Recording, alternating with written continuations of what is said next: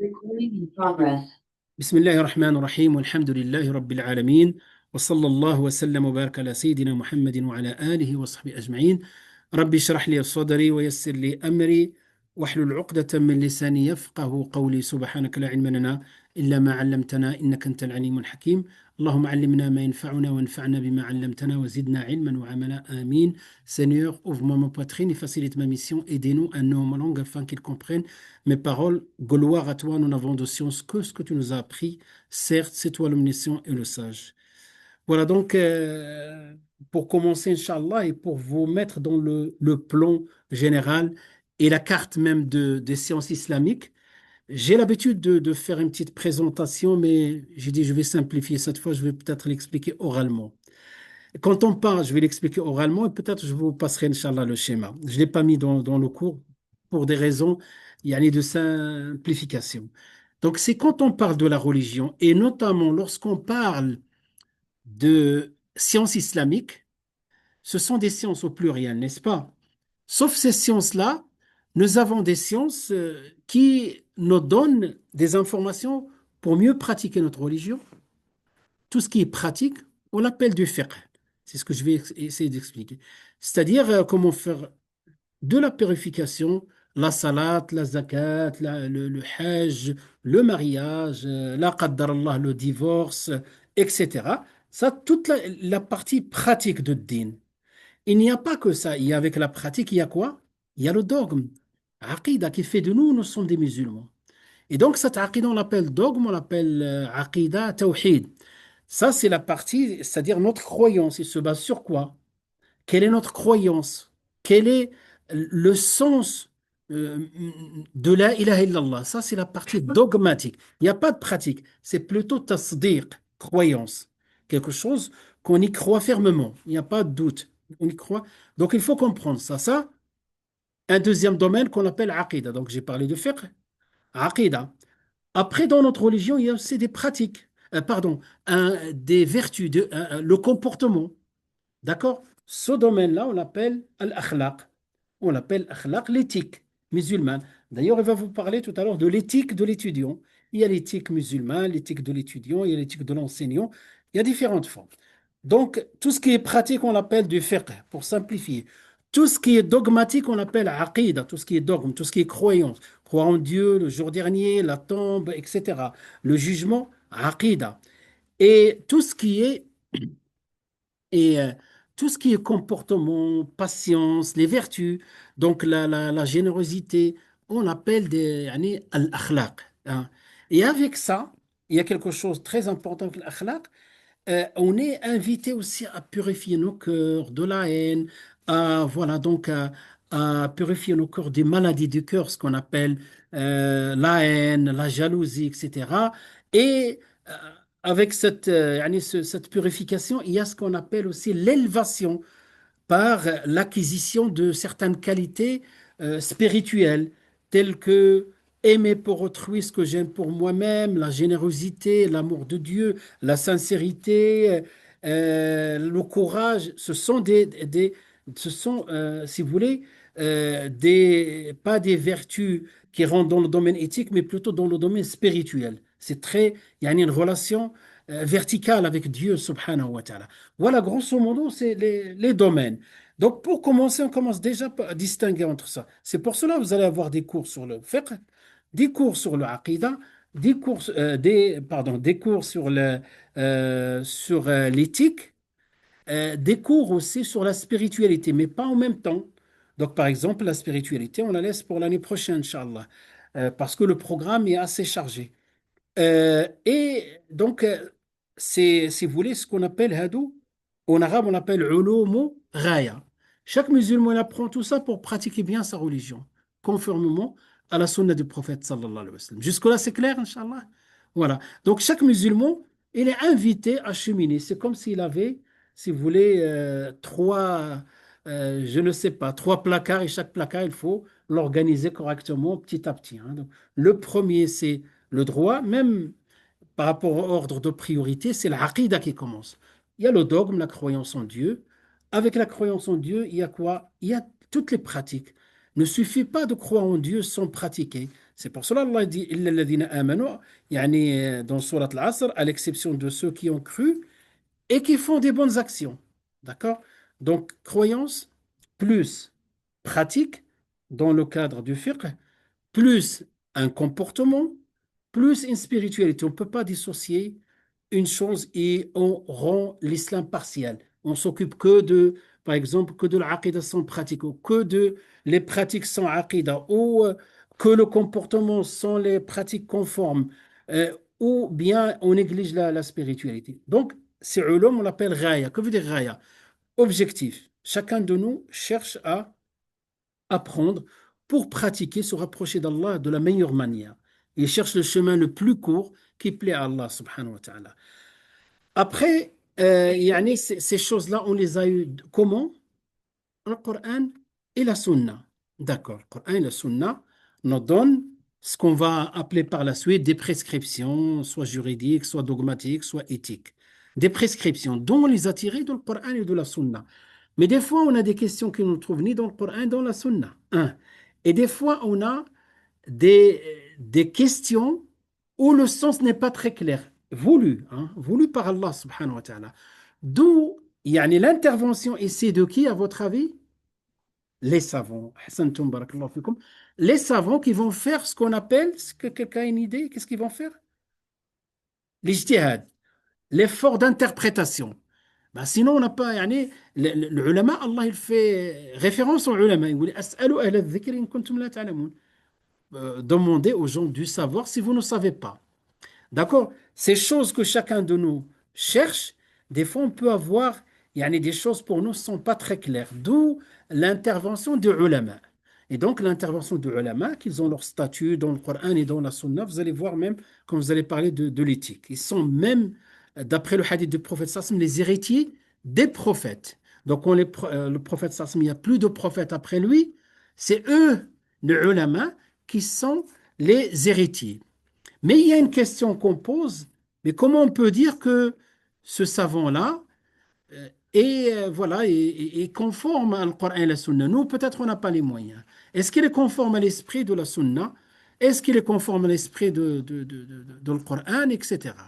Ben, la réponse, le savant, on va lui donner ce statut parce qu'il a des connaissances d'autres formes de sciences. D'autres formes de sciences, des sciences autour du Coran, on les appelle les sciences du Coran. Des sciences autour de la Sunna, on l'appelle les sciences de la Sunna. Des sciences autour du fiqh, on l'appelle usul al-fiqh, les fondements du fiqh. Donc vous voyez, donc ce sont des normes, des règles. D'où ils sont sortis? Depuis l'avènement prophétique. Le prophète Sassam, il a établi certaines règles, les compagnons les ont encore conduits, etc. Vous allez trouver, Inch'Allah, l'aspect historique de toutes les sciences dans nos livres, hein. Donc, je vais vous montrer un des livres qui pas en entier, mais peut-être quelques introductions dans ce cadre-là.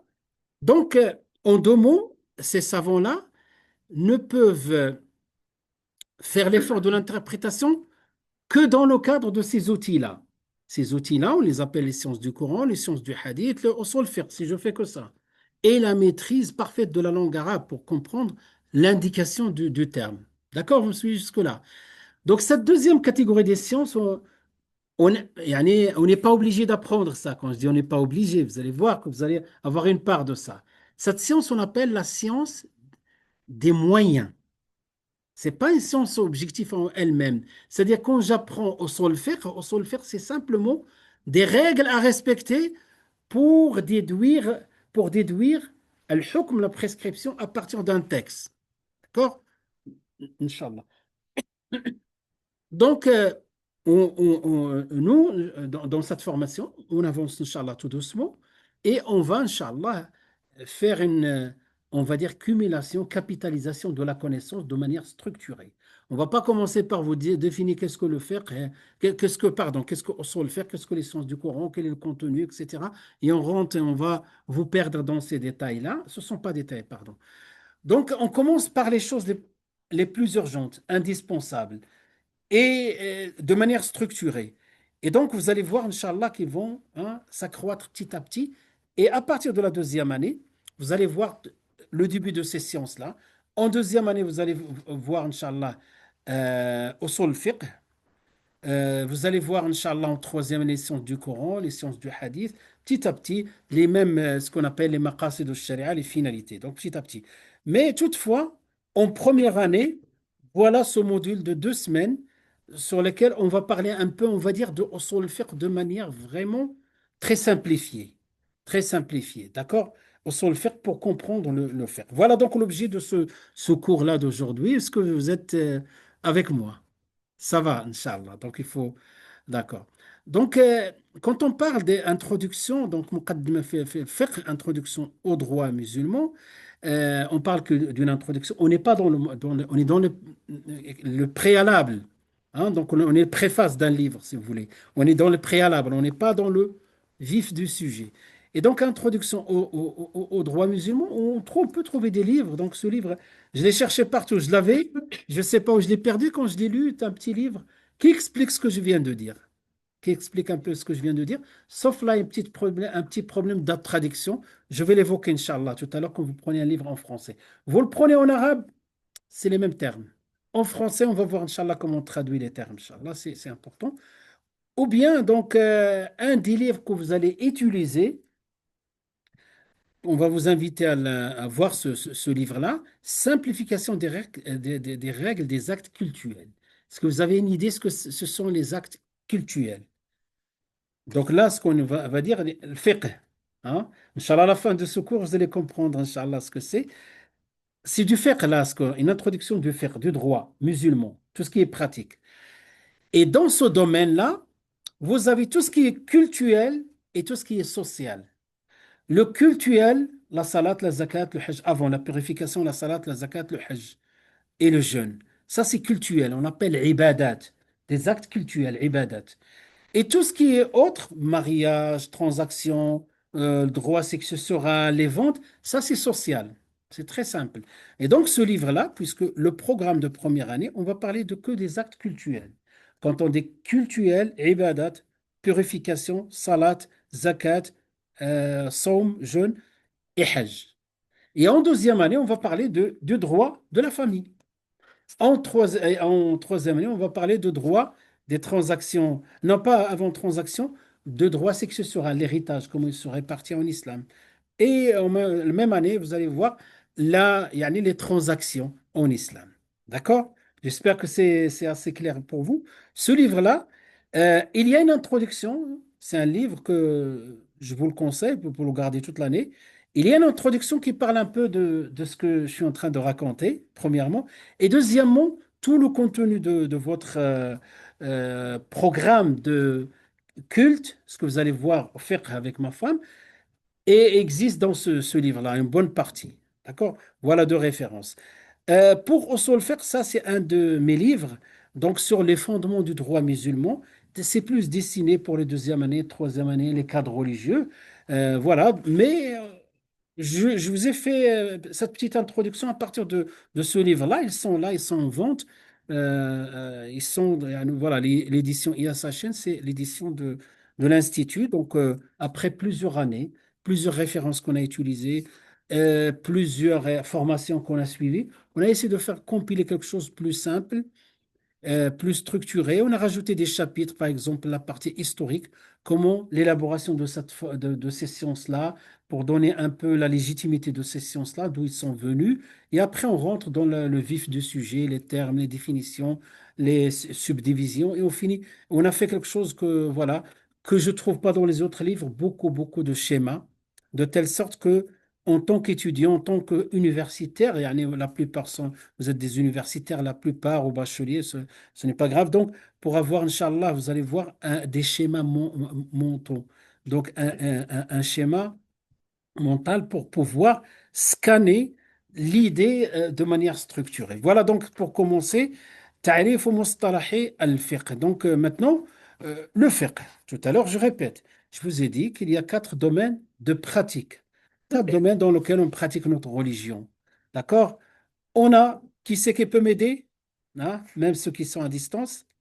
Hein? Quels sont ces 4 domaines? La croyance, très bien. Que veut dire la croyance? Ma conception vis-à-vis de Dieu, de l'au-delà, d'accord? Les anges, les djinns, la tombe, tout ça, c'est la croyance. Deux, quoi? La deuxième, c'est quoi? C'est ça, le fiqh, le droit. Tout ce qui est pratique. Ça va? C'est nouveau, mais vous allez voir, c'est après, vous allez voir, moi, c'était facile. Il fallait pas qu'il répète deux, trois fois. Hein? D'accord. Tout ce qui est pratique. Et pratique, c'est quoi? La salat, la zakat, le hajj, etc. Le mariage, hein, ça rentre. Pour cela, on amène, on dit, on va faire le mariage religieux. Vous voyez, c'est ça, ça rentre dans ces pratiques. Ou hakada. Riba, ça rentre dans tout ce qui est pratique. Interdit pour les musulmans de pratiquer la riba. D'accord, ou hakada, d'accord. Que veut dire maintenant le mot fiqh? D'où on a sorti ce terme-là? Comment on a trouvé ce terme-là? Ben, ce terme, d'abord, on va chercher toujours dans la langue arabe. Ça, c'est la méthode que vous allez apprendre, Inch'Allah, que ce soit avec nous ou d'autres instituts qui se conforment aux normes scientifiques. On commence toujours par définir. Et on commence toujours par définir le sens linguistique. Par quoi? Parce que, oui. Barakallahu fik, merci. On commence par le sens linguistique. Mhm. Parce que le sens linguistique, si vous voulez, comme le récipient qui va porter le sens terminologique. J'ai parlé chinois, non? Non, ça va? Vous voulez que je traduise? En arabe? D'accord. Le sens linguistique, à l'intérieur de sens linguistique, vous allez voir l'explication, on va trouver un sens quand on dit terminologique, le terme est spécial pour les gens du domaine. Parce que je ne sais pas, vous avez j'imagine plusieurs métiers, donc les ingénieurs emploient des termes entre eux. Hein, donc des termes, ça c'est la terminologie on va dire des ingénieurs mécaniques, maintenant, la terminologie des médecins. D'accord, il y a des termes qu'ils emploient, des fois, nous on écoute, ils vont parler que voilà, des codes B1, 2, 3, quelque chose comme ça, on ne comprend pas, mais c'est la terminologie entre eux. C'est un langage commun du domaine. C'est ça ce qu'on appelle la terminologie. Terme, ça vient du terme, c'est-à-dire, voilà. Dans la langue arabe, le fiqh veut dire la compréhension, la connaissance essentielle, même la compréhension des choses de manière subtile. D'accord? D'où vient ce mot fiqh? Cette discipline? D'où on a tiré ça? Directement, on va utiliser le Coran. Le Coran, attention, il ne parle pas de la discipline ici, hein. Il parle maintenant le sens linguistique. Et ce sens linguistique, on a dit, euh, à l'intérieur, on va trouver le sens terminologique. Allah subhanahu wa ta'ala, il dit وَإِن مِّن شَيْءٍ إِلَّا يُسَبِّحُ بِحَمْدِهِ وَلَكِنْ لَا تَفْقَهُونَ تَسْبِيحَهُمْ. Et toute chose, il n'y a pas une chose sans qu'il glorifie le nom d'Allah. Mais, donc Allah, j'ai pris que cette partie, mais vous ne comprenez pas leur glorification. Vous voyez? ولكن لا تفقهون تفقهون fiqh, hein? J'ai mis en arabe aussi pour celles qui veulent avancer au niveau des termes en arabe. Hein? ولكن لا تفقهون. Que veut dire tafqahoun? On l'a utilisé plusieurs fois dans le Coran pour dire vous n'avez pas une compréhension profonde, subtile de la chose. Donc, le mot fiqh veut dire la compréhension, la connaissance profonde. Un autre verset, le peuple de Shuaïb, qui est un prophète, il leur a expliqué dans Surat Hud, si vous voulez voir cette histoire-là, à la fin de Surat Hud, il leur explique l'unicité, il leur explique la aqidah, la foi en Dieu. Et il leur explique des choses aussi, un comportement qu'il faut avoir, parce que ils avaient un problème, yani, ils faussent la balance. Et à un moment donné, ils ont dit, Ya Shu'aib, regardez la réponse, ils dirent, Oh Shu'aib, nous ne comprenons pas grand-chose de ce que tu dis. Ya Shu'aibu, ma nafqahu. Je ne l'ai pas souligné, nafqahu. Donc, fiqh, c'est la compréhension. C'est la compréhension de manière subtile. Ça, c'est quel sens? C'est le sens linguistique, la langue. D'accord? Dans la langue arabe, le fiqh, quand on dit même on peut parler en arabe entre nous, on peut dire à quelqu'un, Anta lam tafqah shay'an. Tu n'as rien compris. Je peux le dire comme ça, c'est correct. C'est de la langue arabe. D'accord? Donc ce mot-là, qu'on va le voir il a été emprunté, ce terme-là, pour qu'il représente une discipline. Cette discipline qui s'appelle le fiqh, c'est pour cela qu'on l'appelle, vous n'avez pas entendu dans votre entourage, le fiqh, le faqih, non? Vous entendez ça? Hein? Non? Si, si, si. Il est beaucoup utilisé chez peut-être يعني les générations francophones, arabophones, afwan. Le faqih, c'est-à-dire c'est celui, on va dire l'imam. Des fois, l'imam, on va l'appeler le faqih parce qu'il a la connaissance des prescriptions juridiques et les lois. D'accord? Donc, je ne suis pas encore rentré dans la discipline, simplement pour dire quand on vous parle de fiqh, on a emprunté ce terme-là qui est à connotation très positive. C'est-à-dire le faqih, celui qui va nous donner ça c'est halal et ça c'est haram, et là, il a une compréhension des choses de manière très subtile. D'accord? Donc, que veut dire maintenant dans le sens terminologique? Donc, les spécialistes du fiqh, vous prenez les savants, vous prenez les imams qui ont un niveau élevé, que veut dire le faire? Ben, regardez comment ils vont le définir. On va décomposer. Essayons de comprendre cette définition. Et à partir de cette définition, on va décomposer le sens de faire et qu'est-ce qu'elle contient à l'intérieur. Donc, que veut dire le fiqh? Le fiqh. Attention, hein, les autres cours ils vont être plus simples, hein. C'est cette introduction qui est un peu, hein, qui demande un peu de rouage. Donc, la connaissance des prescriptions juridiques pratiques dérivées de leurs preuves détaillées. Aïe, aïe, aïe, encore plus de chinois. Ça va? Non, non, il faut une explication, c'est sûr. Donc, le faire, premièrement, c'est la connaissance, c'est une connaissance, c'est une science dans les sciences islamiques. La connaissance de quoi? Des prescriptions juridiques. J'ai écrit en arabe pour les arabophones, ceux qui veulent encore comprendre. Des prescriptions juridiques. Que veut dire les prescriptions juridiques? On va les expliquer. Pour l'instant, on va vous simplifier. Prescriptions juridiques, halal, haram, mubah, etc. Et donc, le fait, c'est la connaissance de halal et haram, et etc. Ça va jusque-là. Pratique. Ah, donc on a écarté, quand on dit pratique, on a écarté quoi, à votre avis? On a enlevé de la définition quoi? Tout ce qui est dogme. Ça va? Tout ce qui est dogme. Parce que si j'ai... Les dogmes, c'est pas une pratique, c'est une croyance. C'est une aqidah. C'est dans mon esprit. D'accord? On peut m'empêcher à faire la prière, on ne peut pas m'empêcher de croire en Dieu, n'est-ce pas? Donc, deux choses différentes. La prière, c'est des pratiques. Non, tu n'as pas le droit de faire la salade. On peut m'empêcher. Mais le dogme ne peut pas m'empêcher. C'est pour cela qu'on dit la connaissance des prescriptions juridiques pratiques. Donc, tout ce qui est pratique, on a dit ce qui est pratique, la salade, la zakat, le hajj, les transactions. D'accord? D'où vient donc, est-ce que vous avez compris la connaissance des prescriptions juridiques pratiques? Hein? C'est-à-dire savoir ça c'est halal ou ça c'est haram. C'est ça. Hein? Dans le domaine qu'on pratique tous les jours. D'accord? D'où on a sorti ces prescriptions, d'où on les a tirées. Quelle est la source? De leurs preuves détaillées. On va les voir, Inch'Allah, les preuves détaillées. Donc, ce qu'il faut souligner ici, prescriptions juridiques, pratiques et les preuves détaillées. Qu'on va, Inch'Allah, détailler, bien sûr. Par exemple, les preuves détaillées, donc les preuves détaillées, ce sont les preuves spécifiques relatives à chaque chose juridique particulière, comme dans les cas que je vais citer. Par exemple, je vous dis maintenant quel est le statut de la salade. Quel est le statut de la salade? Hein? Obligatoire. Alors vous êtes en train de faire du fiqh. Donc vous m'avez donné la prescription juridique de salade. Il est obligatoire. D'accord? Jusque-là, c'est très bien. Juridique, pratique. D'accord? Et pourquoi alors obligatoire? Pourquoi il n'est pas simplement recommandé?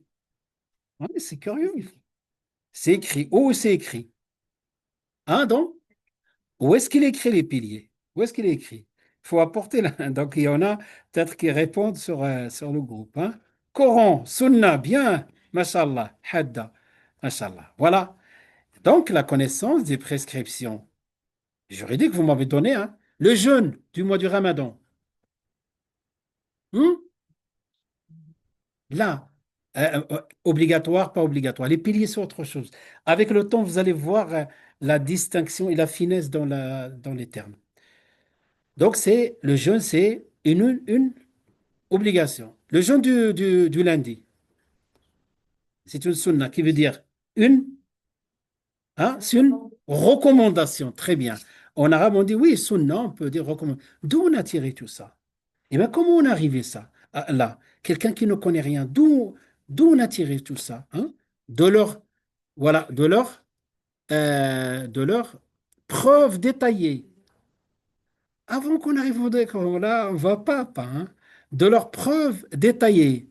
La preuve, c'est quoi la preuve? Le dalil. Quand tu me dis, tu n'as pas le droit de faire ça, et je te demande le dalil. C'est quoi le dalil? Et la réponse, hein, Hadda, une étudiante qui s'appelle Hadda, a donné la réponse.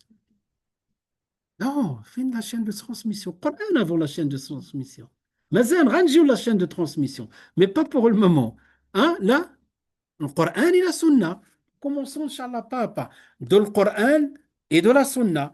Mais, hado des preuves, d'accord? Ce sont des preuves. Si vous voulez prendre la parole, ceux qui sont à distance, n'hésitez pas.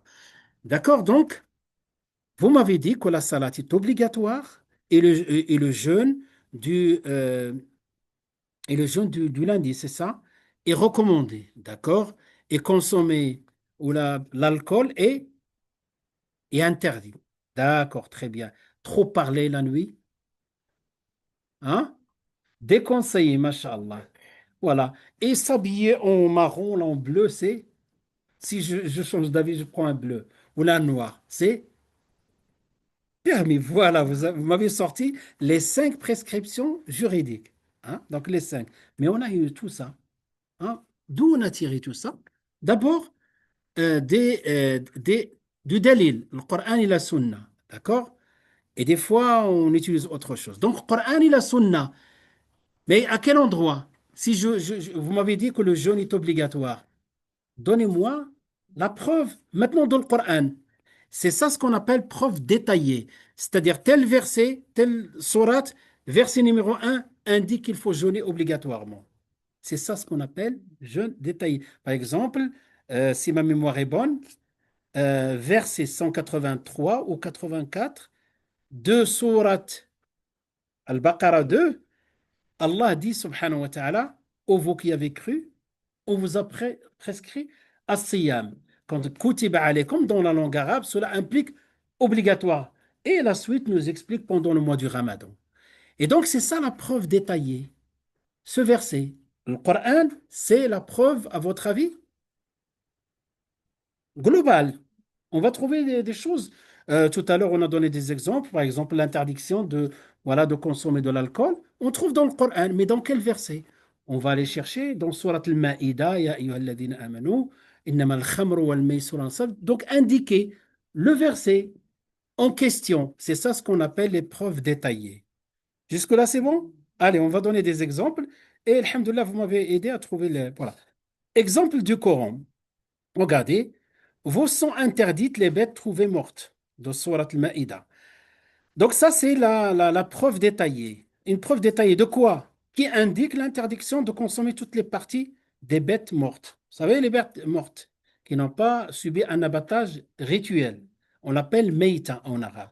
D'accord, donc tout ce qui est bête morte, c'est interdit à la consommation.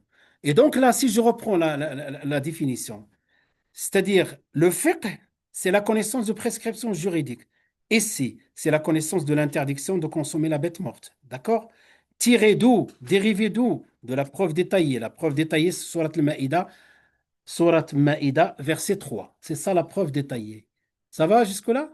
Alhamdulillah. Un autre exemple, je vous donne un exemple de le Coran et de la Sunna. Un deuxième, le prophète sallallahu alayhi wa sallam a dit, exemple de la Sunna, tout cuir tanné devient pur, qui trouve c'est-à-dire la pureté du cuir des bêtes mortes après tannage. C'est-à-dire, là on parle aussi de fiqh, du cuir qu'on peut porter, qu'on peut prier dessus. Est-ce qu'elle est pure ou pas pure? Et est-ce qu'elle est najasa? La réponse, ça dépend. Ben, le prophète, sallallahu alayhi wa sallam, ici, nous donne le statut ici, c'est-à-dire la permission. Ce que vous m'avez expliqué tout à l'heure, de m'habiller en marron, là en bleu ou là en noir. D'accord? Ça, c'est la permission. C'est-à-dire, il est permis. Donc, le cuir, quand il est tanné, quand il subit sa pas transformation, non, pas ce processus chimique, il devient pur. Il passe de l'impureté à la pureté. Et donc, il passe du haram à quoi? À halal, autorisé. Voilà. Euh, tout doucement, Inch'Allah, parce que, voilà, tout doucement, Inch'Allah, je vais essayer permis. Barakallahu fik, Hadda. Euh, un autre exemple. Euh, d'accord. Donc, je vais le dire oralement. Euh, Quoique il y a des divergences, vous allez voir, d'accord, qu'il peut y avoir des divergences. Donc, si un récipient est souillé par quoi? Par un chien, hein, il a la paix dans ce récipient et on veut réutiliser ce récipient. Qu'est-ce qu'on doit faire? Le laver. D'accord. Pourquoi? Hein? D'où on a tiré ça? Donc là, voilà, on a une pratique à faire. D'où on a tiré ça? Hadith du prophète sallallahu alayhi wa sallam. D'accord? Dans la sunna, إذا لعق يعني الكلب في يعني في la suite du hadith dans un récipient. Donc, vous l'avez cette fois. D'accord? Après, Inch'Allah, vous allez voir, il y a d'autres détails par rapport au chien. Et si le porc l'a fait, si ce n'est pas, donc c'est un porc qui a la paix dans un récipient. On le lave ou on ne le lave pas? On le lave. Pourquoi? Pour information, on ne trouve pas cette information ni dans le Coran ni dans la Sunna. Et pourtant, je suis d'accord avec toi, on le lave. Hein? Pourquoi? On a utilisé quelque chose, ah, peut-être quelqu'un qui va répondre. Hein? L'ijtihad, d'accord, l'ijtihad, c'est plus large, d'accord? Mais quel ijtihad exactement? Qu'est-ce qu'on a fait comme ijtihad? On a fait ce qu'on appelle, parce qu'une des sources que vous allez rencontrer, Inch'Allah, petit à petit, on a fait comparaison. Plutôt, on a fait le raisonnement analogique. Comment on l'appelle en arabe? On a fait le raisonnement analogique. On a trouvé des points communs entre le chien et le porc. On a trouvé un point commun et on a donné le même statut dans le cas du porc par rapport au cas du chien. Ça, on l'appelle le raisonnement analogique. Comment on l'appelle en arabe? Hein, vous allez le retenir, Inch'Allah. Le qiyas, al-qiyas, al-qiyas. J'ai donné que ces trois exemples, on ne va pas aller plus loin, sinon vous n'allez pas revenir la semaine prochaine, je préfère vous garder. D'accord, donc voilà, vous avez compris maintenant la signification du faire, c'est ça. C'est-à-dire, dans la suite, vous allez voir, Inch'Allah, tout ce que vous allez voir, Inch'Allah, dans les cours de fiqh, vous allez trouver peut-être des fois la liste de tout ce qui est, par exemple, considéré comme najasa, impur. Ben ça, c'est le statut de ces éléments-là qui sont impurs. D'où on a tiré ça? On a tiré des preuves détaillées. Et des fois, on n'a pas le temps de tout détailler. On peut vous donner que la liste. On va vous dire, par exemple, je ne sais pas, les obligations dans la salade, ils sont au nombre de 15. D'où on a tiré ça? Des preuves détaillées. C'est ça le fiqh. On va dire ça, c'est obligatoire, ça c'est et des fois ça, voilà, ça c'est recommandé. C'est ça le fiqh. Et vous voyez comment on peut nuancer. Donc les gens ne font pas beaucoup. Ils pensent que l'islam halal, haram. Déjà, si on apprend 5, déjà on arrive à nuancer davantage. D'accord? C'est ça le fiqh. Donc que veut dire le fiqh de point de vue linguistique? La compréhension subtile, profonde. C'est dans ce sens-là, Allah a dit, afwan, le prophète sallallahu alayhi wa sallam a dit, dans un hadith authentique rapporté par le Bukhari ou Muslim, "Mais yuridillahu bi khairin yufaqqihhu fi ddin", le mufiq. Si Allah veut du bien à quelqu'un, lui donne la connaissance profonde de la religion. D'accord. Quel est l'objet maintenant, à votre avis? Yani, quel est l'objet de fiqh? Quand on dit l'objet, quelle est la finalité derrière? Pourquoi on étudie le fiqh? Quel est l'objet? Hein? Oui, ça c'est sûr. Tout ce qu'on apprend, c'est apprendre la religion, mais le faire exactement, quel est l'objet, yani de manière, hein?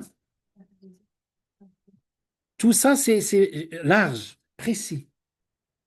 Hein, pour bien pratique. Tout ça, ça reste dans le même sens, ça a la même réponse. Hein? Quel est l'objet? Oui. Quel est l'objet? Donc l'objet, c'est, voilà, le comportement, ça reste large aussi. Là, c'est bon. Distinguer ce qui est halal de ce qui est haram, de ce qui... Voilà, c'est ça. L'objet, c'est de connaître l'obligation, le recommandé, le permis, le déconseil et l'interdit. C'est ça l'objet de faire. D'accord? Est-ce que je peux manger ça? On va te dire oui, c'est permis, c'est conseillé, c'est décommandé. Pardon, voilà, c'est déconseillé, c'est déconseillé, c'est interdit, c'est obligatoire, etc. C'est ça euh, c'est ça le fiqh. Donc, le faire généralement, hein, jusqu'à là, il tourne autour de ces cinq statuts. Plus tard, on va voir d'autres choses. Hein. هادو, on les appelle les cinq statuts, on peut les appeler les cinq statuts. Ils concernent les actions pratiques individuelles contrairement. Donc, quel est le mérite? Donc, si j'apprends, si là, vous pouvez me donner les réponses, ce que vous avez donné tout à l'heure comme réponse, tous, hein, ils rentrent dans les mérites de la connaissance de fiqh. Mieux pratiquer sa religion, avoir un bon comportement, etc. Voilà, les mérites, c'est il y a le mérite, donc, que dit déjà le hadith qu'on a cité tout à l'heure, si Allah veut du bien à quelqu'un, voilà, si Allah veut du bien à quelqu'un, lui donne la bonne compréhension, la compréhension profonde de sa religion. D'accord? Parmi les mérites, bien sûr, il y a les récompenses, les hasanats, plus on apprend. D'ailleurs, regardez cette citation d'un grand savant qui s'appelle Ibn al-Jawzi, il dit, la plus grande preuve de la vertu d'une chose et de garder son fruit ou de regarder son fruit. Et quiconque contemple le fruit du droit musulman, vous allez voir la traduction de fiqh, le droit musulman, c'est que c'est une des meilleures sciences. C'est-à-dire pour connaître yani la vertu d'une science ou d'une chose, regarde ses fruits, qu'est-ce qu'elle donne? Qu'est-ce qu'elle donne comme fruit? La science du fiqh, et qu'est-ce qu'elle donne comme fruit? La connaissance du halal et du haram et tout ça. D'où, d'où yani la place élevée du mérite de cette science-là. D'accord? Allez, Inch'Allah, on avance un peu parce que, voilà. Et le fiqh, vous savez, il y a le dogme. Tout à l'heure, je vous ai parlé de dogme, d'accord, la aqidah. Je vous ai parlé du fiqh, je vous ai parlé du comportement. Vous savez, tous ce sont des domaines du din, de la religion. Mais quand yani, un imam reçoit des questions, 99% presque, minimum 90%, ce sont des questions du fiqh. On qualifie de fiqh. De temps en temps, il peut te demander, je veux un conseil par rapport au comportement, etc. Oui, on peut parler de, c'est rare qu'il va te poser une question sur le, peut-être de temps en temps, sur les choses qui touchent un peu l'aqidah, sihr, jinn, etc. Mais la plupart des questions, voilà, mon patron me demande de signer quelque chose, est-ce que c'est halal, est-ce que c'est haram? On m'interdit de faire la salade, est-ce que je fais comment je commence à 14 heures la salade, le Jumu'ah, comment je fais? Hein, pour prier en même temps, travailler. Ce sont des questions du fiqh, tout ça. Vous allez voir, c'est beaucoup plus large. Voilà. Donc ça, on a jusque-là, on a parlé de fiqh, l'origine linguistique, le sens terminologique. Les terminologies, quand je dis, c'est des spécialistes. Inch'Allah, vous êtes mettre les pieds dans ce domaine-là des spécialistes de fiqh. Les mérites, on a vu les mérites et l'objet. Hein. Jusque-là, j'espère que c'est clair. Maintenant, le problème de la traduction. En arabe, tu vas apprendre yani, le monde entier, dans le monde entier. Cette discipline s'appelle, il a un seul nom. Al-fiqh, al-islami, matalan, pour rajouter islam. Al-fiqh, d'accord? Les écoles, vous avez évoqué tout à l'heure, les écoles vont venir tout doucement. Il s'appelle le fiqh. Mais la traduction, on prend le premier livre, il traduit de cette manière-là, deuxième traduit de cette manière-là. Il n'y a pas 36 000 traductions. Il y a trois qui tournent de manière globale.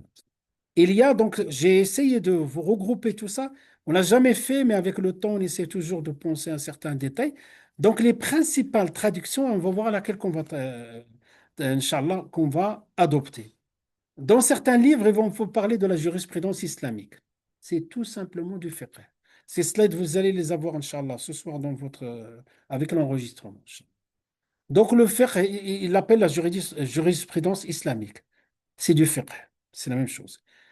Le droit musulman, c'est celle que adoptent la plupart des universités aujourd'hui. C'est plus académique et c'est ce qu'on adopte. Quand je vais dire fiqh, ou je vais dire droit musulman, ou je vais dire la jurisprudence islamique, quelle est la différence entre trois? Rien, c'est la même chose. D'accord? Sauf certains préfèrent utiliser jurisprudence, d'autres droit musulman, d'autres ils restent sur le terme en arabe fiqh. D'autres, yani, rares, sciences des prescriptions pratiques. La science, vous avez vu, des prescriptions pratiques. Donc, qu'on a trouvé dans la définition. Doctrine juridique islamique. Elles mettent en avant un peu les madhahib. Mais surtout les deux qu'on trouve, jurisprudence ou bien droit. Jurisprudence islamique, droit musulman. Et pour sortir de tout ça, on peut dire fiqh. Et maintenant que vous avez cette introduction, on a passé presque pas sur cette introduction plus d'une demi-heure. Maintenant, on ne va pas se perdre au niveau des termes. Par exemple, j'ai acheté un premier livre et voilà, il parle, ce livre, il parle du droit musulman. Donc, je sais qu'il parle du fiqh. Un autre livre, l'auteur a choisi de traduire et utiliser jurisprudence islamique. Il parle du fiqh. Voilà, donc, Inch'Allah, grosso modo, un peu sur les termes et sur les définitions. À partir de cette définition, donc si je reprends la définition, vous allez voir comment on est en train de décomposer la définition et qu'est-ce qu'il va nous donner comme portée cette définition. À partir de cette définition, nous allons aborder trois axes essentiels voilà, du fiqh. Al-ahkam al-shar'iyya. Donc, on a vu de la prescription. Vous voulez la clim? Tout le monde ou faut que ce soit majorité? Sinon, j'ai peur que certains. Voilà, Inch'Allah, pas de problème. Mhm. Je dis, d'accord. Si vous avez froid, n'hésitez pas, Inch'Allah. Il n'a pas commencé.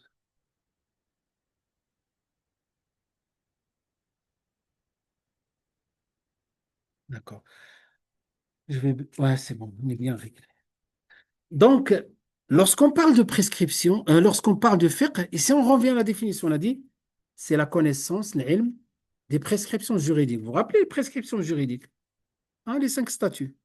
La connaissance des prescriptions juridiques, pratiques, donc les prescriptions juridiques, tirées de leur, ou la dérive, qui dérivent de leur source, hein, de leur source détaillée. Et là, on va vous parler des sources maintenant de manière générale.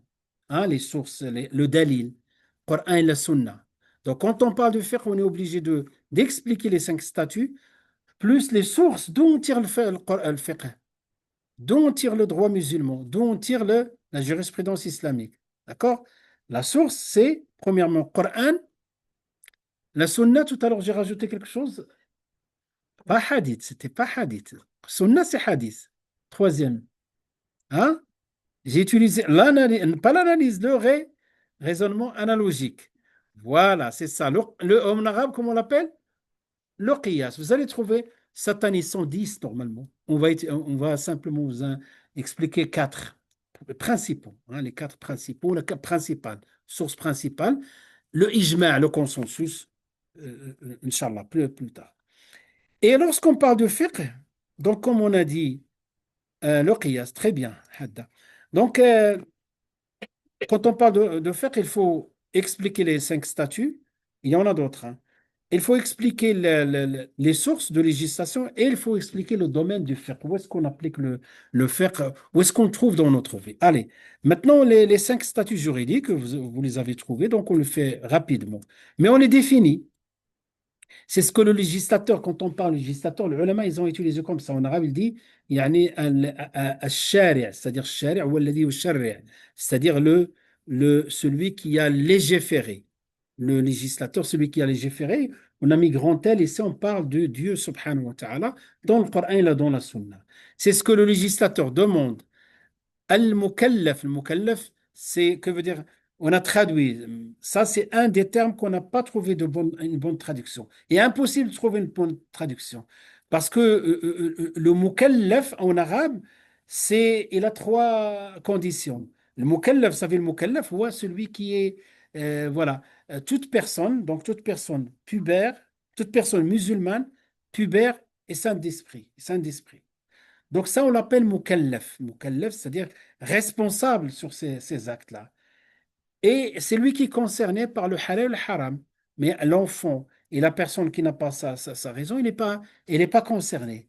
C'est pour cela quand on dit, nous en tant que musulmans, lorsque Allah nous dit, ô vous qui avez cru, on vous a prescrit siyam, il s'adresse à nous en tant que mukallaf.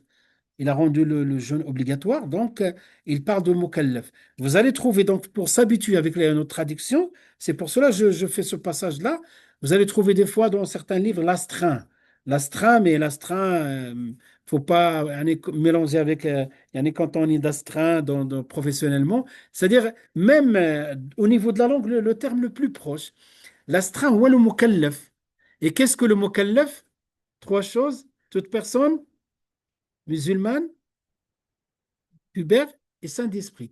En dehors de ça, c'est pas mukallaf. S'il fait des bonnes choses, il aura la récompense, mais il n'est pas obligé. Donc, l'obligation al-wajib, c'est ce que le législateur demande al-mukallaf, moi et vous, de faire de manière catégorique. J'ai souligné ici les mots qui vont changer. Le mot ici, catégorique, ne nous a pas donné le choix de faire, de ne pas faire. Obligé de le faire. فَمَنْ شَهِدَ مِنْكُمُ الشَّهْرَ فَلْيَصُمْهُ. Bien sûr, on ne parle pas des malades, des enfants et d'autres choses. On parle de manière générale. Qui est sain d'esprit, il a toute sa santé, hein, et celui qui est présent pendant le mois du Ramadan, qu'il le jeûne. D'accord? De manière catégorique, ça c'est obligation. Donc le fait de s'y tenir implique l'éloge et la récompense, le délaisser en ayant la capacité de l'accomplir, implique le blâme et la sanction. Donc si quelqu'un mukallaf, comme moi et vous, il n'a aucune excuse, il n'est pas malade, il n'est pas en voyage et il ne jeûne pas, il ne prie pas. Hmm. Donc, s'il le fait d'abord, s'il fait sa salade, il fait, donc il a la récompense auprès d'Allah. Et les meilleures récompenses, c'est les obligations. Sinon, implique le blâme et la sanction, hein, donc dans l'au-delà. D'accord? Euh, à partir de cette question, est-ce que vous pouvez, on va donner des exemples. Exemple, les 5 prières obligatoires. Je mets en arabe parce qu'on a aussi les, voilà, donc on a introduit cette année plus d'arabe, Inch'Allah. Si vous ne connaissez pas l'arabe, vous êtes en cours d'apprentissage, Inch'Allah, plus tard, vous allez reprendre, reprendre le cours, comme ça, vous enregistrez le maximum de termes. Le jeûne du mois du Ramadan, tout ce que le versement de la zakat, ou l'acquittement de zakat, pour celui qui possède le minimum imposable, radit choufou, cette année. Vous allez voir ça, et vous allez même vous-même calculer la zakat. Apprendre comment calculer la zakat. Le pèlerinage, d'accord. La piété filiale envers les parents, c'est obligatoire, ce n'est pas optionnel. D'accord? Rendre les dépôts ayant droit, hein, si quelqu'un t'a confié un dépôt, c'est le jour où il le réclame, c'est optionnel de rendre? Non, c'est obligatoire. Ça veut dire, si on revient à la définition, c'est ce que le législateur demande à l'astreinte, mukallaf, de faire de manière catégorique. On peut prendre cas par cas et on a inversé, on a un hadith. Par exemple, le dernier, Allah wal mufuna bi'ahdihimu, donc, ou la, ya ayyuha, par rapport à l'amana, il y a des versets qui parlent de l'amana. Inna aradna l'amanata ala samawati wal ard, fa abayna ahmilnaha, wa hamala al-insan innahu kana zaluman jahula. Donc, tout ce que, voilà, on a ici, on a ce qu'on appelle une preuve, un délit dans le Coran ou la Sunna. Est-ce qu'à partir de cette définition, on peut, voilà, s'inspirer de cette définition et dire maintenant pas ce qui est obligatoire? Vous voyez, un, et on donne la définition de deux. Est-ce qu'il y a quelqu'un qui peut réfléchir? Il change que quelques mots, et il va trouver, Inch'Allah, la réponse. Hein? Allez, on va reprendre. Maintenant, c'est le recommandé. On va définir le recommandé ensemble. C'est ce que le législateur demande à l'astreint, hein, de faire de hmm, manière recommandée, oui. Ben, les catégories qu'on revient un. Là, on cherche deux. Recommandé. De manière, oui, recommandé, non obligatoire. Non catégorique, voilà. Il demande à faire, mais pas de manière catégorique. Par exemple, recommandé. C'est ça. Après, il devient recommandé. Mais dans la définition, on garde les mêmes termes. C'est-à-dire comme le jeûne du lundi ou je ne sais pas, salade une. Donnez-moi un exemple de salade recommandée. Hein? Doha, matalan. C'est ce que j'avais en tête. Doha. Voilà. Hein? Qiyam al-layl, très bien. Ou ce qu'on appelle le tahajjud aussi. Le tahajjud, c'est Qiyam al-layl, mais la fin de la nuit. Voilà. Maintenant, ça y est, on a la définition de deux. Donc, on va avancer voilà. Pareil, ouais, respecter, honorer les contrats d'engagement. Ya ayyuha alladhina amanu awfu bil uqud. Vous qui avez cru. Ya ayyuha alladhina amanu awfu bil uqud. Respectez vos engagements. Donc, c'est une obligation.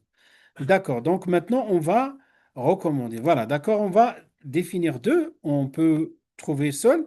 Si on a compris la première définition, les cinq, on va les comprendre. C'est ce que le législateur a demandé à un mukallaf de faire de manière non catégorique. Les conséquences, s'il le fait, il a des hasanat, l'éloge, etc. Et s'il le fait, rien.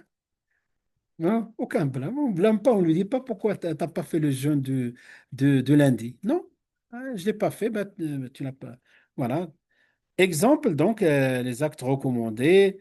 Dans les actes recommandés, donc, on a trois catégories. On commence à compliquer un peu, puisque vous avez compris. On va dire, dans les recommandés, vous voyez, il y a des choses que vous faites recommander, vous les laissez jamais tomber, comme les deux rak'at de l'Fajr et les deux rak'at, ou plutôt les trois rak'at, on va dire, de Shaf'ul Witr. Ça, c'est jamais. Est-ce qu'ils sont obligatoires? Non, ils sont recommandés, mais ils vont prendre euh, un autre niveau, on va dire fortement recommandé, ce qu'on appelle sunna mu'akkada. Des fois, je n'ai pas mis la bonne traduction. Ala wajhi at-ta'kid. C'est ce qu'on appelle sunna mu'akkada. C'est-à-dire, que veut dire sunna mu'akkada? Le prophète, sallallahu alayhi wa sallam, quand on lui a posé la question, combien de salats? Il a dit cinq. Ils sont obligatoires. Clair, catégorique, net. Mais dans ses pratiques, il n'a jamais délaissé deux salats, en plus des cinq. D'accord? C'est ce qu'on appelle recommandé. Fortement recommandé. Parce que même dans le voyage, il n'a jamais laissé, alors qu'ils ne sont pas obligatoires. S'ils étaient obligatoires, il aurait dit sept. Ces deux-là, c'est ça recommandé. Par exemple, les sunnas qui sont recommandés, fortement recommandés, par exemple, vous avez Salat al-Eid. Hein? Salatul Eid, la prière de l'Eid, c'est fortement recommandé. Là, délaisse jamais le prophète sallallahu alayhi wa sallam. Mais si quelqu'un ne l'a pas fait ce jour-là, il travaille, il ne l'a pas fait. Il peut la rattraper. Même s'il ne la rattrape pas, il n'a pas commis de péché. D'accord? Donc là, après, vous avez tout à l'heure, la sœur a cité la salat de Duha. Est-ce que salat de Duha, des fois, ça nous arrive de ne pas la faire ou pas? Si, oui, bien sûr. Mais par contre, le Fajr la prière comment il s'appelle, de Shafa'al Witr, on ne les délaisse jamais. Soit après l'Isha, soit dans la nuit, soit avant le Fajr. Mais jamais on délaisse. Même si on se réveille tard, on les rattrape. Hmm. D'accord? À condition, on ne se lève pas après le lever du soleil. Ça, c'est indispensable, quelque chose quelque chose d'important. Donc, il y a des sunnas, d'autres sunnas.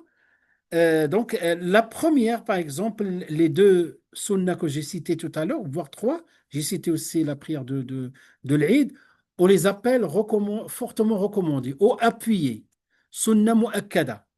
Hein? Et les scientifiques, yani, les ulama, des fois, ils disent ala wajhi ta'kid. C'est une sunna, pas obligatoire, mais on l'a appuyé. D'accord? Ala wajhi ta'kid.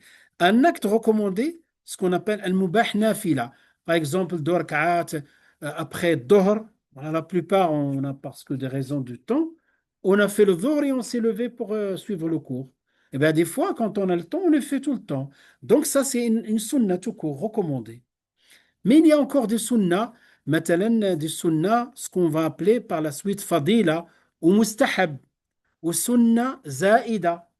Par exemple, dans la sunna, il y a la salat obligatoire, tu as fait dhor. Ensuite, tu as rajouté une sunna normale ici, recommandée. Tu as fait dhor 4 ou 4, parce que dans les versions, soit 2, soit 4. Après, tu es resté à la mosquée. Tu as dit, allez, je vais ouvrir un livre et lire. Hein? C'est recommandé ou pas recommandé de rester un peu à la mosquée et lire. Mais ce n'est pas le même niveau. Ça, c'est fadila. يعني quelque chose de plus. تفضل. نعم.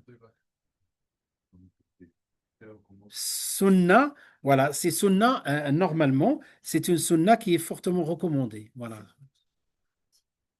Après, non, c'est recommandé pour tout le monde. Donc, c'est sunna d'abord. Après, c'est là où il y a divergence, vous allez voir ça. Après l'Asr et après trois moments. Après l'Asr, après le Fajr et pendant le prêche du vendredi. Donc, parce que le prophète Sassam a dit, lorsqu'on rentre à la mosquée, avant de s'asseoir, on fait dorkat. Ça, c'est une sunna recommandée et on la respecte. On rentre pas, on s'assoit pas comme ça. Même si on n'a pas fait d'après la définition, on n'a commis aucun péché. Mais on a négligé quand même une sunna qui est mu'akkada. Le mu'akkad, c'est proche de l'obligation.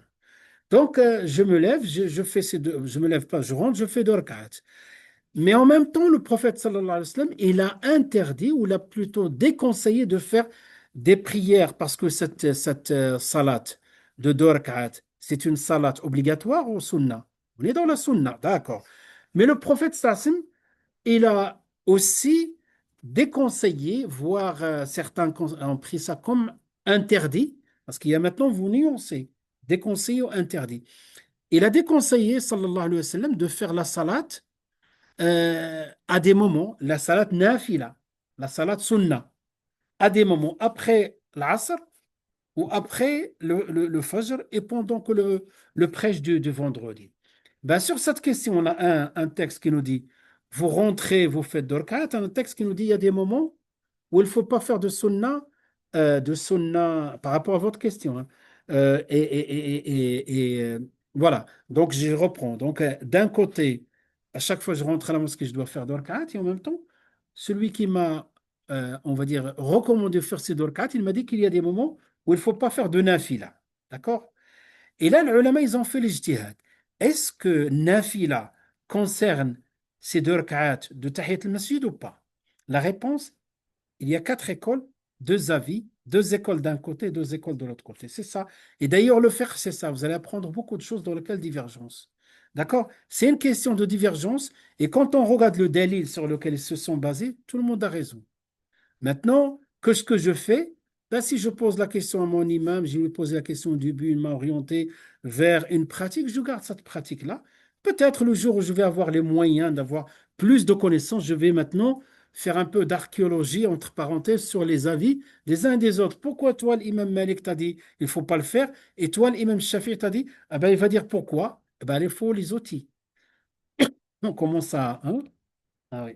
Il faut les outils scientifiques pour comprendre.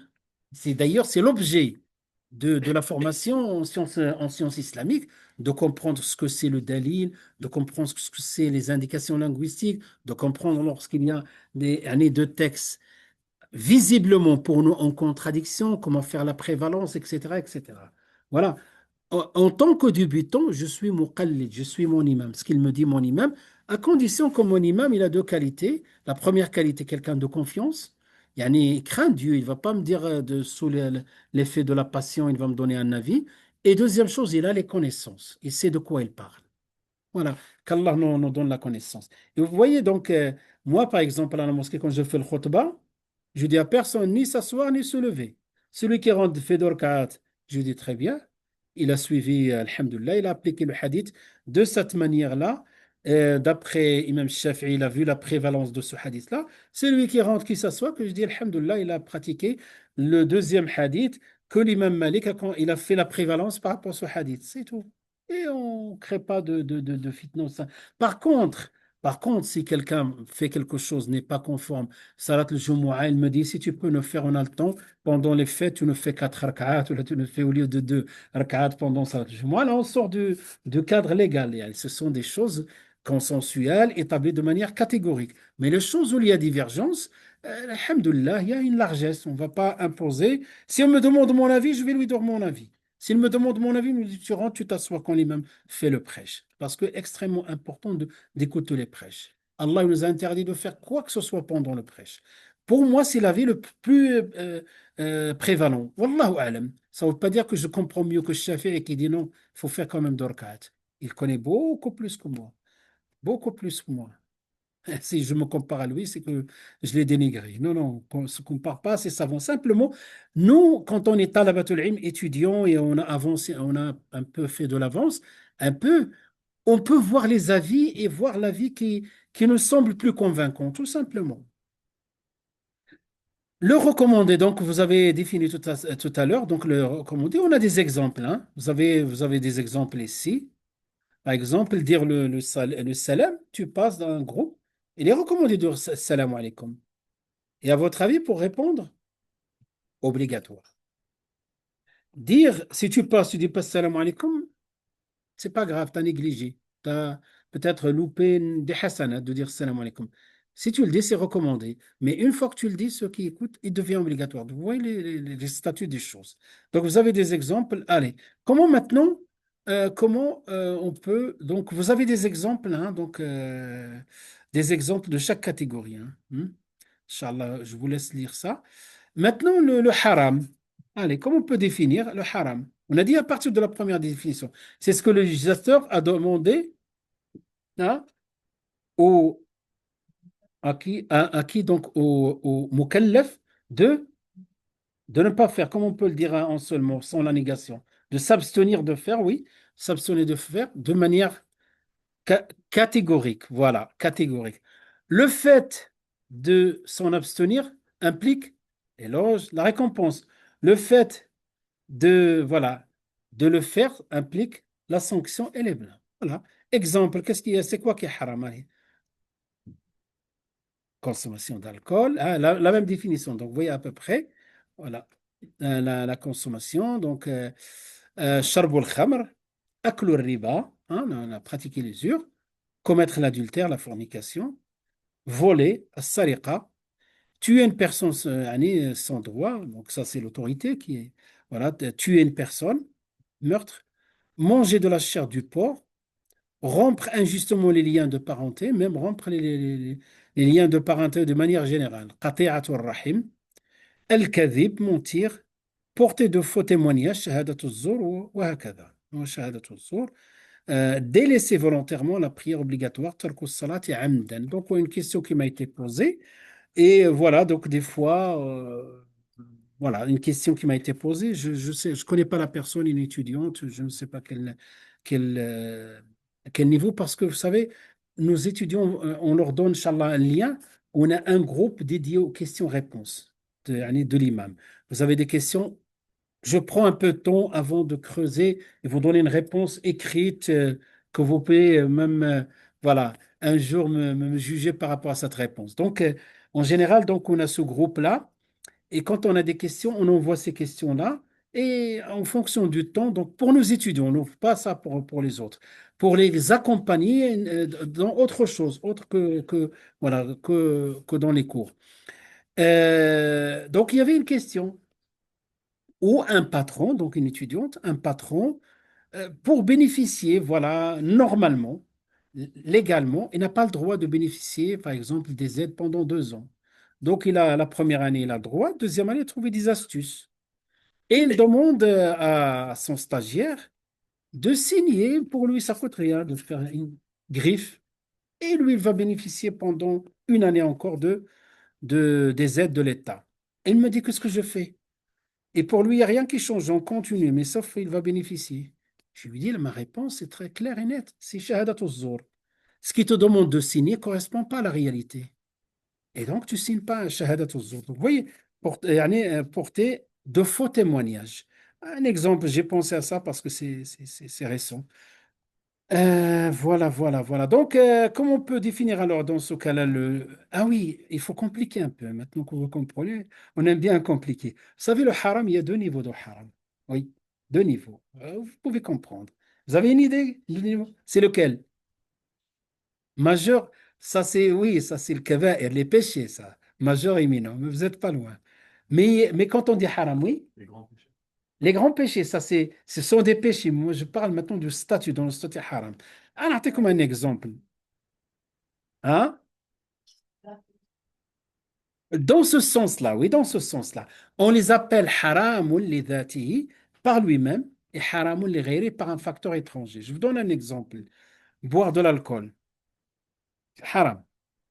Pour quelle raison? L'acte lui-même.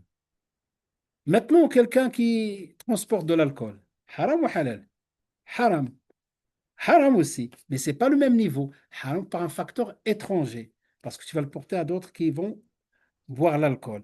Et donc, c'est pour cela qu'il y a 2 niveaux. D'accord? 2 niveaux. Et on trouve plein d'exemples dans ça. Et on a besoin de ça. Quand on vous donne ces définitions, on vous donne des outils pour comprendre la suite. Fadli. Oui, dis-moi. Oui, voilà, les deux sont haram. Et tout haram est vis-à-vis de qui? Vis-à-vis d'Allah. Yani, c'est-à-dire, mais au niveau de la gravité, oui, le haram ou les est beaucoup plus haram. Beaucoup, yani, beaucoup plus grave. La sanction est plus grave que la deuxième sanction. Non. Dans le cadre du travail, par exemple, si je travaille dans un endroit où il faut servir l'alcool, pas le choix. Si, on a toujours le choix. On est en France, on a le choix, alhamdoulilah. Si c'est dans le cadre du travail, c'est pareil. Dans le cas de travail, il faut chercher un autre travail. Jusqu'à ce qu'on, voilà. Si on a une famille, on ne peut pas comme ça partir sans, voilà, sans indemnité, sans ressources. On maintient le minimum possible pour trouver un autre halal. Voilà. Mhm. Allez, c'est bon, Inch'Allah? Les catégories de, voilà, les catégories de l'interdit, voilà, ce que je vous ai donné tout à l'heure. Donc, l'interdit est subdivisé en deux parties. Donc, interdit en soi, illicite en soi. Exemple, manger la bête morte, boire de l'alcool, la fornication, le vol. Préjudice interdit par un facteur étranger. Deuxième, par exemple, voir les parties intimes, voilà, qui peuvent conduire à la fornication. La vente de l'alcool, pareil. La vente de l'alcool, voilà. Je ne bois pas de l'alcool, mais je le vends. C'est haram aussi. Mais haramun li ghayrihi, haramun li ghayrihi. Après, les conséquences, l'argent et tout ça, c'est de l'argent mélangé avec le halal et le haram. Celui qui a un commerce et dans lequel il y a les deux, il y a les choses halal et les choses haram. Donc, voilà les statuts. Le répréhensible, donc comment on peut le définir? Le répréhensible, maintenant, c'est le macro en arabe. Et c'est ce que le législateur a demandé de manière non catégorique. Voilà, non catégorique. Le fait de s'en abstenir, des récompenses. Le fait de le faire quand même, voilà, aucune sanction. Voilà, par exemple, donnez-moi un exemple de quelque chose de répréhensible. Hein? Fumer, non, haram. Ah oui, haram. Ah oui, haram. Avant, c'était répréhensible quand les savants ne connaissaient pas, quand, yani, au début du siècle, mais avec le temps, presque, il y a consensus quand on a vu les conséquences. Parce que tu sais, quand on me pose cette question-là, il y a des jeunes qui m'ont dit, ah non, moi j'ai entendu que fumer, macro, répréhensible. Je lui ai dit que c'est marqué quoi sur le paquet de cigarettes? C'est quoi? C'est marqué quoi? C'est bon, je lui dis, tu as répondu à ma question. Fais-tu, donc tout ce qui est sabab de le c'est haram. Donc là, pour les savants, il n'y a pas de discussion autour de ça. Qu'Allah guide, hein, donc on ne juge pas, mais simplement on essaie de, voilà, d'orienter les gens vers le bon sens. Et je connais beaucoup de jeunes, on essaie de les aider, on essaie par étapes, on essaie, alhamdoulilah, voilà, d'être à leur côté, mais il y a pire, il y en a même. L'addiction par rapport à la drogue et tout ça, ils vont une bonne intention. Ça ne veut pas dire qu'on est là en train de se positionner en tant que juge, dire ça c'est halal, ça c'est macro. Non, non. On est dans l'accompagnement et beaucoup de bonnes personnes hein, qui ont ces addictions et qui souhaitent et qui veulent et on essaie de s'entraider tous pour, voilà. On juge surtout, ne pas juger les gens. Hein. Ça, c'est la chose la plus importante. Après, aider les gens, conseiller les gens, c'est notre devoir, Inch'Allah. Voilà, sans contrainte. Donc, vous avez vu le répréhensible. Donc, le répréhensible. Les exemples. Allez, un exemple. Boire de l'eau. Il y a divergence sur ça. Tu peux, oui, celui qui est convaincu que le hadith, il y a divergence sur ça. Parce qu'on a vu le prophète sallam boire de l'eau. Si, il y en a qui ont tenu compte du premier hadith, pour lui, c'est répréhensible. Peut-être. Ouais. Pas bien. C'est haram. Là, regardez, la télé, c'est un cadre. Hein, un cadre, oui, bien sûr, il est électronique et tout ça. Est-ce que la télé est halal ou haram? Non, ce qu'il y a à l'intérieur qui est halal ou haram, ou répréhensible, ou conseillé ou déconseillé. D'accord? Si tu projettes ce livre, ce cours-là, ou un autre cours meilleur, sur ta télé, c'est même un devoir d'apprendre ta religion. D'accord? Mais si tu regardes des films pas bien, ou là, hein, si c'est une perte de temps, c'est déconseillé. Voilà. C'est une perte de temps, c'est déconseillé. S'il y a dedans des choses haram, c'est haram. S'il y a des choses dedans déconseillées, c'est déconseillé en fonction de ce que tu regardes. Il n'y a pas un seul statut. Et c'est ça le faire, tu nuances. Il y en a quand quelqu'un te pose, quelqu'un te pose la question, est-ce que les films ou la, je ne sais pas, ou la télé, c'est halal ou haram, tu lui dis ce qui est haram dans le film est haram, et ce qui est halal dans le film est halal. Quoique, il y a beaucoup de déconseils parce que perte de temps. D'accord. Un autre exemple, avoir un chien chez soi. Oui, c'est cette question, c'est une question de, voilà, normalement presque quelque chose qu'il faut pas mettre en pratique, hein. C'est pas quelque chose qu'il faut faire parce que le chien est fait pour vivre. Il y a mieux pour lui de vivre naturellement. Voilà, même il y a des hadiths, etc., par rapport à la salade, etc.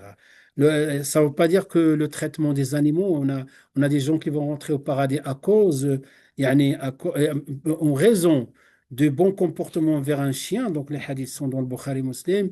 Une femme qui rentre en enfer à cause de maltraitance d'un chat. Donc ça ne veut pas dire que on n'aime pas les animaux, etc. Mais regardez, le blâmable, c'est simple à trouver. Toute chose licite où il y a excès, exagération. Dans la consommation, c'est voilà, c'est licite. Mais quand on exagère, parler, c'est licite. Exagérer à parler, c'est déconseillé. Donc, on trouve beaucoup d'exemples ici. Par exemple, quelqu'un qui passe sa journée le dimanche et voilà, à regarder les matchs, match après match. Oui, oui, il se lève et fait sa salade. Mais c'est déconseillé, il perd beaucoup de temps. Beaucoup de temps pour des choses futiles. Ainsi de suite. Donc, on peut parler d'autres exemples. Adopter des enfants, non, c'est une bonne chose. Mais les enfants, il ne faut pas changer de filiation. Pas changer de filiation, c'est-à-dire je ne vais pas lui donner mon nom. Dans notre religion, la filiation, elle est indispensable. On garde le nom de ses parents, mais on peut l'adopter. C'est pas l'adoption, c'est le changement du nom de la filiation. C'est-à-dire lui, moi je m'appelle Foulan, et lui, je l'amène dans un autre pays, je lui donne mon nom. Non, il faut qu'il garde son nom. Voilà, c'est ça qui est haram. Et même dans le Coran, ça. Voilà. Oui, trop manger, trop dormir. Très bien, Hadda. Oui, oui, ouais, c'est ça. C'est ça, vous voyez. En général, les deux conseils, c'est l'excès. C'est les choses dans lesquelles d'excès ou négligence. Voilà. Al-makro, al-makro. Donc, vous avez quelques exemples ici, hein. Quelques exemples. Al-mubah. Al-mubah, c'est quoi? Bah, toutes les choses ordinaires, hein. Toutes les choses ordinaires, c'est ce que le législateur donne à choisir al-mukallaf de faire, lui donne le choix de faire, de ne pas faire. Tout à l'heure, j'ai dit s'habiller en bleu ou là en rouge ou là en noir. Il a le choix. Le faire n'implique ni récompense ni sanction. Mais des fois, il y a des mubah. Ça, c'est très important. Il y a des mubah, tu le fais avec une bonne intention et devient une bonne action et devient récompense. Par exemple, dormir tard, hein, c'est déconseillé. Pourquoi? Parce que le risque, c'est Salat al-Fajr. D'accord? C'est pour cela que le prophète sallam n'aimait pas trop parler après la Salat al-Fajr, la Salat al-Isha. Euh, le fait de dormir tôt avec l'intention de se lever au Fajr, parce que le sommeil, dormir, c'est mubah. Autorisé, comme manger, c'est autorisé de manger et de dormir. Mais toi, ce sommeil-là, tu l'as orienté de telle sorte que tu fasses tes prières correctement. Alors, là, il devient, yani, le mubah, il devient une bonne action. Voilà. Voilà. Voilà ce qu'il faut retenir par rapport aux cinq statuts, hein. Donc, vous avez al-wajib avec des exemples. Al-mandhoub, on a dit il y a trois niveaux. Al-mubah, vous avez entendu. Al-makruh, le blâmable. Et al-muharram, il y a deux niveaux. Voilà, on n'a pas beaucoup avancé, mais alhamdoulilah, il fallait quand même bien yani, insister sur un certain nombre de choses. La semaine prochaine, on finira, Inch'Allah, ce cours-là. On va parler des sources. Les sources, ou plutôt les références, ou plutôt le dalil. Les références, Coran, la Sunna, etc. On parlera de ça la semaine prochaine. Est-ce que vous avez d'autres questions, Inch'Allah? Je ne veux pas trop voilà, empiéter sur votre pause. Est-ce que vous avez des questions? Non? Oui? Tfadli. Oui, oui, oui, dès ce soir, Inch'Allah, avec l'enregistrement. Jusque-là, jusque-là. هذا وصلى الله وسلم وبارك على سيدنا محمد وعلى آله وصحبه أجمعين والحمد لله رب العالمين والسلام عليكم ورحمة الله تعالى وبركاته. Allez, Inch'Allah. Essayez d'être là à moins 5, Inch'Allah. Vous avez un quart d'heure, 20 minutes, Inch'Allah, pour le prochain cours. Il va maintenant vous parler de l'éthique, le comportement qu'il faut avoir à l'étudiant, Inch'Allah. Barakallahu fikum. Qu'est-ce qu'il m'a fait? Il a quitté là, il